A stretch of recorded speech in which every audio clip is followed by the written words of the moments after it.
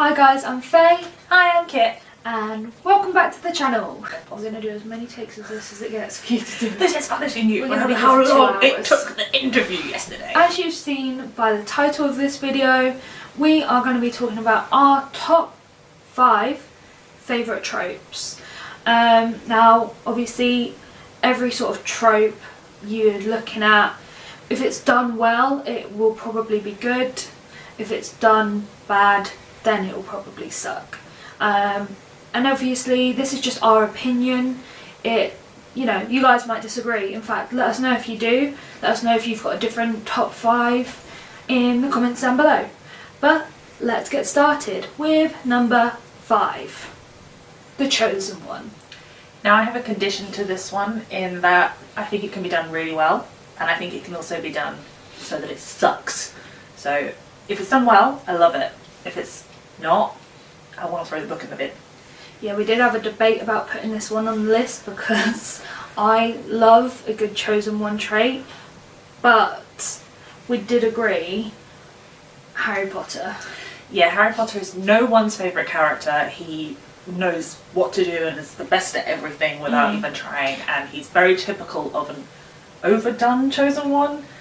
Yeah, it's just too special. Yeah, that I'm not a fan of. No. And not everything revolves around him just because he's the chosen one. But whilst we're also talking about bad chosen ones, I just want to throw in there Frodo from Lord of the Rings. I hate Frodo so much. I think the bad thing about Frodo is he's the chosen one just because his uncle has the ring. But if you take him out and give Samwise the ring, the film is exactly the same, the book is exactly the same. I was going to say we've had the discussion of you could remove Frodo from Lord of the Rings. I'm a big Lord of the Rings fan. Yeah. But you can take him from the story and I think nothing would take. If anything, it would go smoother if Frodo wasn't part of it. You need one book and it would have been done. It's The Hobbit. Yeah, that'd just be it. And number 4, we decided on comic relief. Again, we've kind of debated this one, and I think it can be done really, really well. I think it can suck. Yeah. I mean, with every trope, you've got that issue. But if a comic relief is done well, like, top of my head, I love, even though I don't know if he's actually classed as a comic relief, but, I can't remember the name, is it Tyrion Lannister from Game of Thrones? Yes. I don't think he's a comic relief, but yeah, I know what you the mean. sarcasm is like my kind of humour, and I think that's hilarious. And within that, obviously, the Game of Thrones world, where it's all, everyone is dying every 2 seconds pretty much, like, don't get attached. You know, his sarcasm and just like I would call him a comic relief. He's not like a, hey guys, knock knock, who's there kind of comic relief, but it's like a, you guys are all idiots, sips on his wine kind of comic relief. And on Tyrion Lannister, the fact that he's like this tiny, hyper-intelligent man, I'm incredibly impressed. He lasts as long as he does. Oh yeah. Did he make it to the end? I haven't seen it all yet. I don't think so. Spoilers. But on the reverse side, what we were saying is what we don't like is the kind of signature fat friend or whoever it is that's put in there just to make jokes and try and lighten the situation, and that's the side of the knock knock friend, if you like, that we don't enjoy. It's got to be the kind of the witty sarcasm with a bit of banter. It's got to be an interaction between the main character and the friend without him or her trying to carry it on their own, I think. Yeah, so like a comic relief as I would say like a reactive character, if that makes sense. So they're reacting to the situation with that kind of banter or sarcasm or just blunt honesty, which is funny. But they're not, oh, my mum's just died. Well, guess what? Puts freaking chopsticks in and it's like, I'm a walrus. It's like, not the time, dude, we're at a funeral. Like, that, don't laugh because that's not meant to be funny. Everyone has a sense of humour. Number 3, a good plot twist. I love being surprised by something. Like, my favourite kind of plot twist is the bad guy is something that you didn't expect. And I'm going to use a kids film to give an example. Have you ever seen Hoodwinked? I think you made me watch it. Probably. Right, if you haven't seen Hoodwinked, go watch it. But also, spoiler alert, I'm just going to give you a minute. Okay, so in Hoodwinked, it's Little Red Riding Hood as a crime film, right? And you would think, oh, the wolf is the bad guy, or the huntsman, the guy who carries the axe. Yes, I have seen No, this. it's the cute little bunny. And I love that. That kind of plot twist where it's the close friend, or Knives Out does it as well. Not seen that one. Okay, I'm not going to tell you, but it's a good plot twist. Like, you can kind of tell who did it by certain things if you know what to look for. This is my biggest... It's not the trope I have an issue with, it's Faye. In that I'll recommend something. We were watching a series on Netflix and I was like, right, the last episode's got this massive plot twist. It's really good. And then she texted me and was like, is this? And she hadn't even got to that episode yet. And she'd guessed it. And you guess it all the time. Yeah, I know what to look for. So I love a plot twist, but half the time if you watch something with Faye, you know what's coming. Because she'll tell you. So if a plot twist is done really good, and I can't see it coming, I'm so excited. But it's all to do with writing. Obviously, the foreshadowing needs to be done throughout, I would say. I think that's how I normally spot it, is especially in films and TV, because they're trying to build the drama. It's easier to do in films and TV. Yeah, like they leave the foreshadowing till right before it happens, and then you're like, well, they've randomly brought this up, so that's probably going to happen. Yeah. I think the one time a plot twist doesn't work is when they bring in and go, oh, it's this person, and you have no idea who this person is. Yeah. They're like, oh, of course you didn't know who the killer was, because it was Bob from down the street. And I'm like, who is Bob? Who is Bob? When did he become part of I've not this? heard anything about him. But I find that's more TV than writing, I think. Yeah. In my reading experience.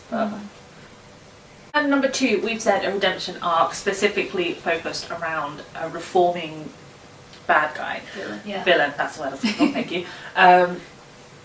Okay, I'm just going to take over. Avatar. If you haven't seen Avatar The Last Airbender, watch Avatar The Last Airbender. I know that a lot of people on here talk about it, rave about it.